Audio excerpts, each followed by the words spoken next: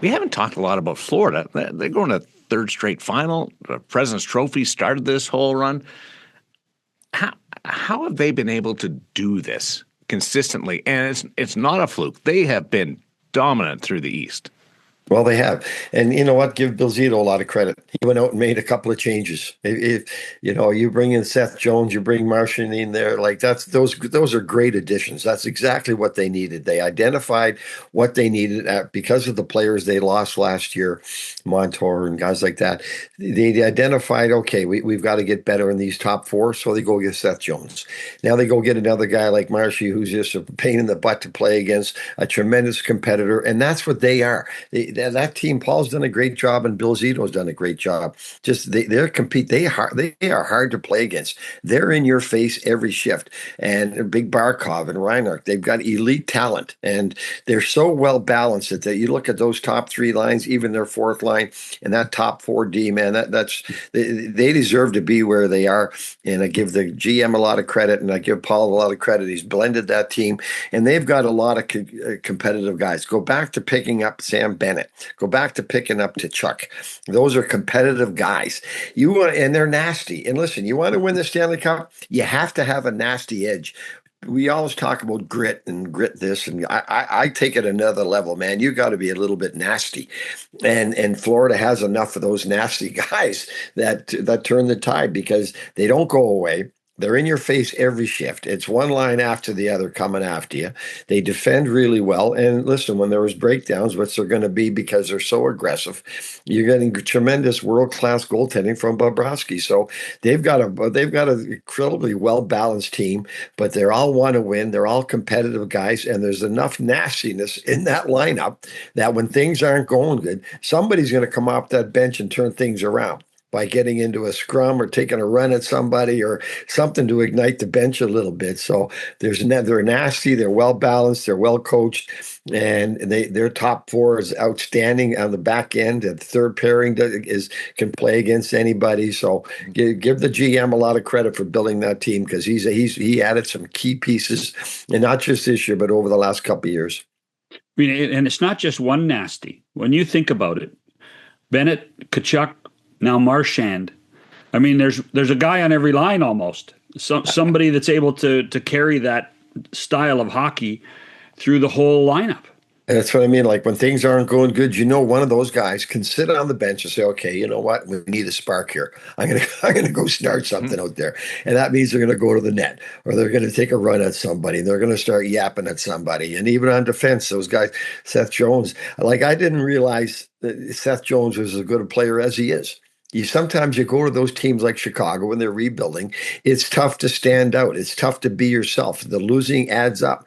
He goes to Florida, and it took a little while, but this is the best I've ever seen him play since he came into the league, and he's dominant out there. And they get Ekblad coming back off a 20-game suspension, so they're rested and they're big and they're physical. Look at Mikola. Look how well he's playing. Look how well he's playing.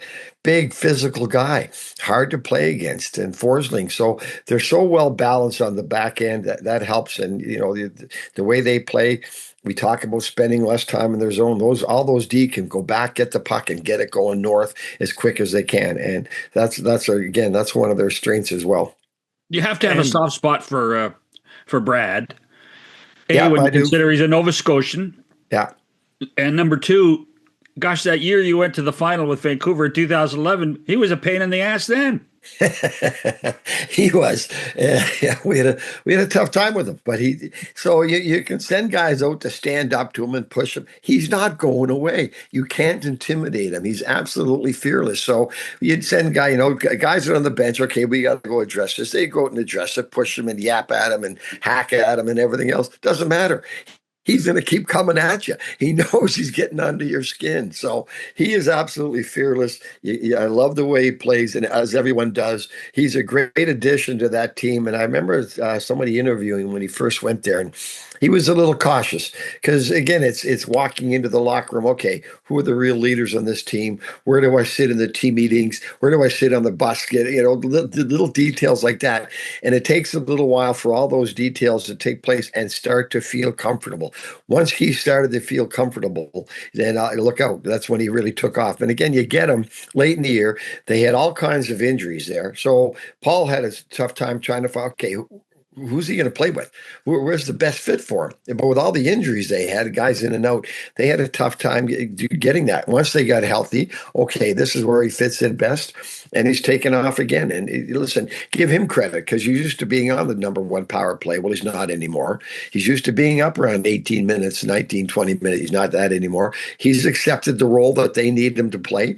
And because he knows he has another chance to win a Stanley Cup. And so give him full marks. But yeah, we're all proud of him. Good Nova Scotia boy. And I wish him nothing but the best. I mean, we all love the way he plays. So every coach wants guys like Marshy on their team. The people that get to vote for the Conn Smythe Trophy have a real challenge if they're going to try and put their favorites together, a soft list going into the championship. I don't know who you'd pick from the Florida Panthers right now. It's impossible statistically and even series to series and the contributions. There's nobody that's separated themselves, but nobody's like had a terrible playoff. No, and that's, you know what? That'll take care of itself over the next series. Yeah. Somebody's going to stand out and push themselves out of that group that they're in because the goalie's outstanding. Barkov's been outstanding, right? Ekblad, Zones, all those guys have been outstanding, and that's why they're winning. That's why they're in the finals. So, usually it gets down to the finals. Okay, so who's going to separate themselves from the pack? And somebody's going to stand out here over the next little while, and it'll probably make the choice a little easier. You give McDavid a lot of credit for last year winning it, and because he just kept standing out every game, he was a difference maker in every game. So someone like that is going to step up over the next little while. Would you put Barkov against McDavid? Yes. Yeah. Yeah, I would. Now, as a coach, you watch those matchups, and what I found interesting in the last game in Carolina, Roddy kept Aho away from Bennett, and he went head-to-head with Barkov. So now there's your number one line going against Barkov and Reinhart, two guys that are up for the Selke, and he had no fear doing that, and they scored 3 goals that line. So you would. You'd go head-to-head, and I know Chris likes to do that. So I'm always watching the coaches' matchups, and you're not gonna control every face-off, every matchup, so you can't be afraid of letting that go. And Chris hasn't been afraid to go head-to-head with every matchups, every series he's ran McDavid against their best line because I think there's been a huge improvement in his defensive play, his play without the puck, and his willingness to play defense and back check hard and do all the little details you need to win games. So there would be no hesitation on his part to doing that. Well, and the other side of that is that it's okay to do that because your number 2 center. Yeah, Leon Draisaitl's pretty darn good, right? Exactly right. And if you ice the puck too much, that line, those guys are coming out together, right? So you got to watch your icings. Like those little details come into play. So, and again, the way Nugent Hopkins is playing, he has no trouble putting Draisaitl up with McDavid, and then you throw Nuge back in that second line center spot because he's playing so well at both ends of the ice. So they're playing the way they want to. Like they're on top of their game right now. If they can beat Dallas like that, well, good on them to go in there and get that game and beat them like that. Good on them. They're feeling really good about themselves, as they should. And when you have those players like Draisaitl, McDavid, and Hopkins, Nugent Hopkins, the way he's playing, it gives you a lot of different options. Do you like one team more than the other this year? No, I don't. I think both teams are better this year than they were last year. I think Edmonton's better because they know what to expect this year. They're better prepared going into the playoffs. I think Florida's better because of Seth Jones and Marshy. So last year it went 7 games and 2-1 final. Expect it again this year, but I think both teams are better this year than they were last year for those reasons.